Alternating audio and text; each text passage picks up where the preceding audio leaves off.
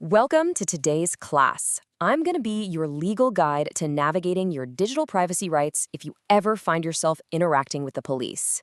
We're doing a quick explainer today because, honestly, your private text messages might not stay as private as you think, and knowing exactly where the law draws the line is absolutely essential. Most of us just assume our phones are these impenetrable vaults of personal information, like a little digital Fort Knox in our pockets. But under the law, making that assumption can lead to some major missteps. Today, we're going to completely shatter that illusion. Here's a quick look at our syllabus for today's explainer. We'll be going over digital privacy and your phone, a hypothetical police encounter, warrants and privacy laws, common mistakes to avoid, and finally, politely denying a search. All right, let's dive right into Section 1, digital privacy and your phone. Think about it. Your phone is no longer just some basic communication tool. Legally, it's basically viewed as a digital extension of your entire life. It holds a massive, highly sensitive slice of who you are. We're talking private conversations, your passwords, intimate photos, financial details, the whole shebang. So when you hand over an unlocked phone to someone, you are quite literally handing over the keys to your personal identity. Moving right along to Section 2, a hypothetical police encounter.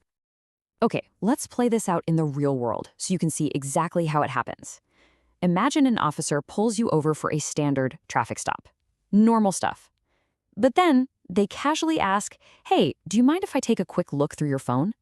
It sounds so harmless, right? Well, this is actually a really critical juncture. Your heart's probably going to start racing, but your very first step is to just take a deep breath, keep your hands totally visible, and recognize that you have to make a legal decision right then and there. Which brings us to Section 3, warrants and privacy laws. Before you panic or just automatically hand over your device, you need to understand the legal reality protecting you. Under U.S. law, the Fourth Amendment protects you against unreasonable search and seizure. Because your phone holds that massive amount of private data we just talked about, the courts have generally decided that police actually need a warrant signed by a judge to legally force a search of your digital device. That right there is your primary legal shield. Let's look at Section 4, common mistakes to avoid. Unfortunately, when people don't know the law, they often self-sabotage under pressure. Listen to me on this one. Never, ever give in to panic. The absolute worst mistake you can make is grabbing your phone and frantically trying to delete messages or apps. Seriously, from a legal standpoint, that can instantly be viewed as destruction of evidence or obstruction of justice. You are just making the situation exponentially worse for yourself. Instead, your smartest defense is maintaining a calm, respectful demeanor, keeping your hands where the officer can clearly see them, and just relying on the legal rights you possess. And finally, Section 5, politely denying a search. So what exactly should you say? Well, this is all about the concept of legal consent.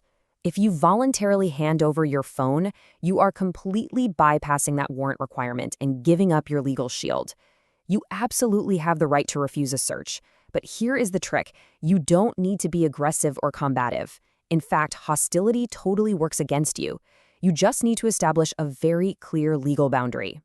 If an officer asks to see your phone, you simply, politely, but firmly state, "I do not consent to a search." That's it. Memorize that exact phrase. I do not consent to a search. It draws a crystal clear boundary, it answers their question directly, and it exercises your rights without escalating the encounter emotionally. To wrap up today's class, let's review our main takeaways. Understand your baseline rights, mainly that warrants are generally required for digital searches. If you're ever approached, avoid emotional reactions, stay calm, and keep your hands visible. Never, ever delete data to try and avoid something because that just leads to obstruction charges. Keep the whole interaction as calm as possible. And finally, memorize your refusal phrase, "I do not consent to a search." Now that you are equipped with this simple but incredibly powerful legal knowledge, I want to leave you with this to ponder. Knowing your rights is really only half the battle, right? Having the courage to calmly exercise them in the moment is the other half. If you were stopped tomorrow, would you confidently protect your digital vault, or would you just hand over the keys? Think about that. Memorize your phrase and stay informed out there. Thank you for joining me for this explainer, and class dismissed.